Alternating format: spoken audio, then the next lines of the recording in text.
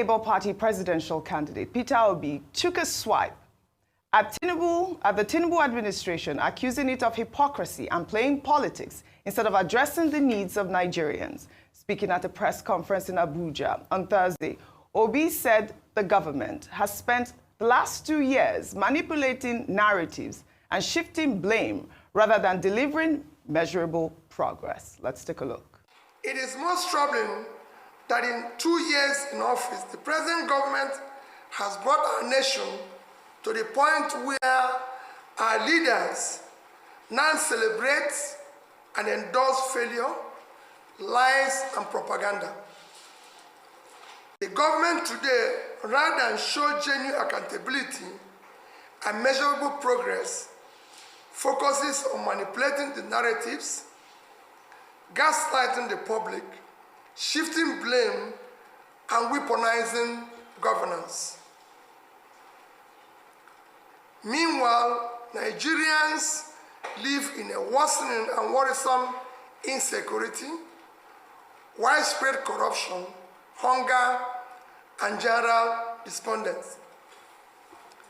There are no clear benchmark for measuring tangible development as we continue to witness the collapse of key indicators like education, healthcare, and poverty alleviation, which are the parameters for measuring national progress.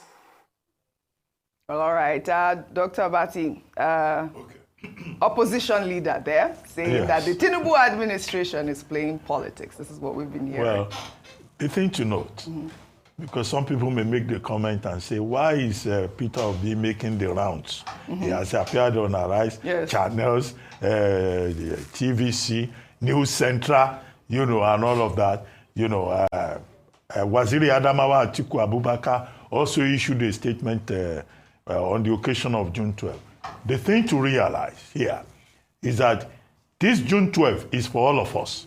It's not only government, it's not only the ruling party that has the right to comment on it. And that's why you have opposition leaders also expressing their views. Earlier on, we quoted Engineer Yabagi Sani of the ADP. Now we have Mr. Obi on the screen.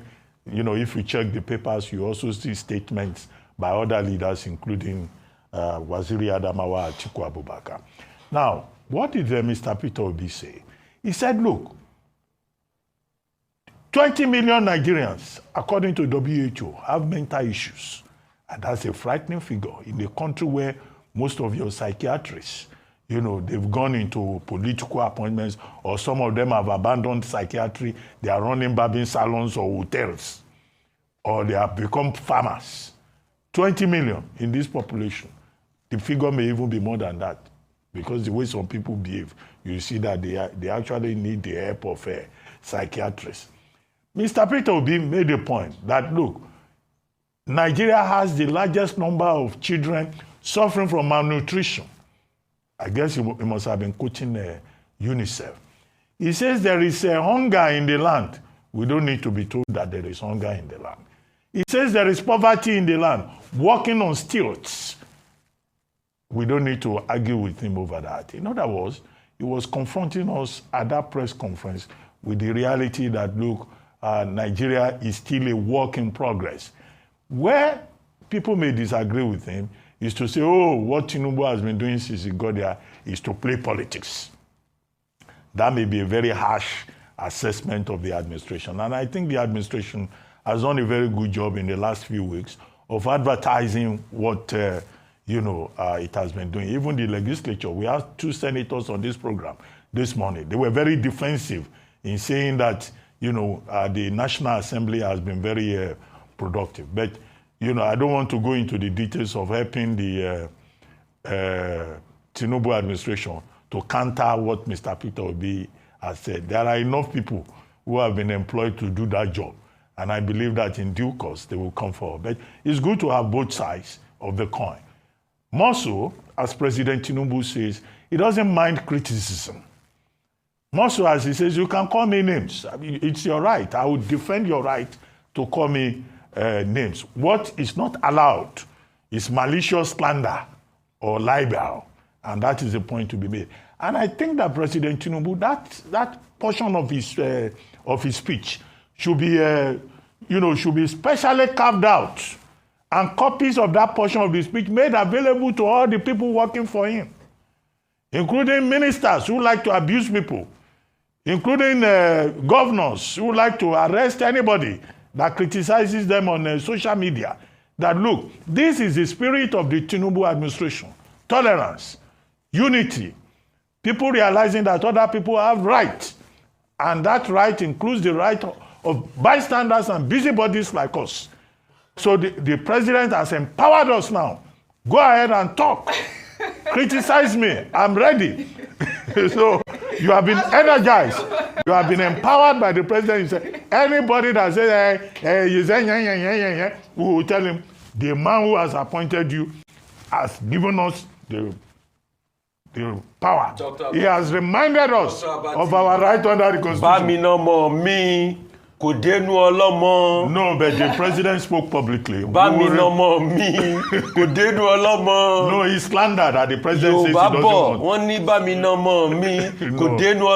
No, but slander and libel are not even allowed. Yeah. But I think the spirit of it, tolerance, no dictatorship, no one-party state. I think that the president spoke well along those lines. Absolutely. Yeah, and the fact that, look, robust democracy, participatory democracy. That is the spirit.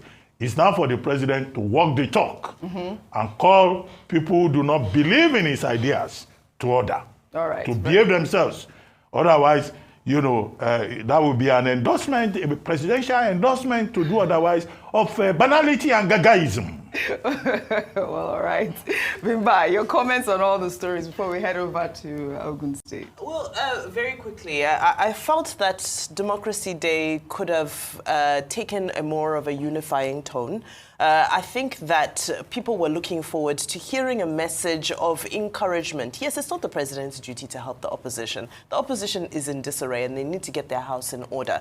However, in the spirit of the day, I think that those who are accusing him of politicizing the day somewhat may be more in order because the bystanders were really looking forward to something more, something that deepens the spirit of democracy. Having said that, to the statements by Senator Seriake Dixon, which were very much on point, there's a picture circulating online right now, I'm sure it will soon be verified, of Governor Simfubara sitting on the same couch as Minister Nyesom Wike as we await developments. Yesterday would have been a fantastic day to announce that, all is well, the issues have been settled. However, this is the sticking point that we continue to wait for resolution.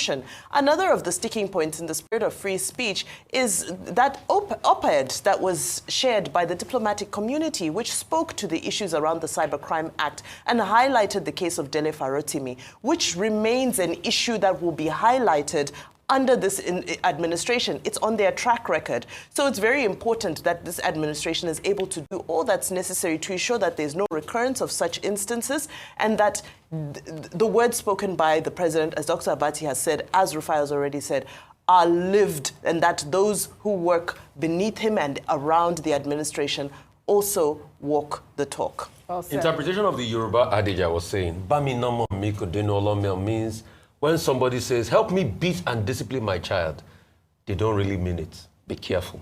That's all I said. All right, I'll say we're in a democracy and we'll just continue to observe the rules of democracy.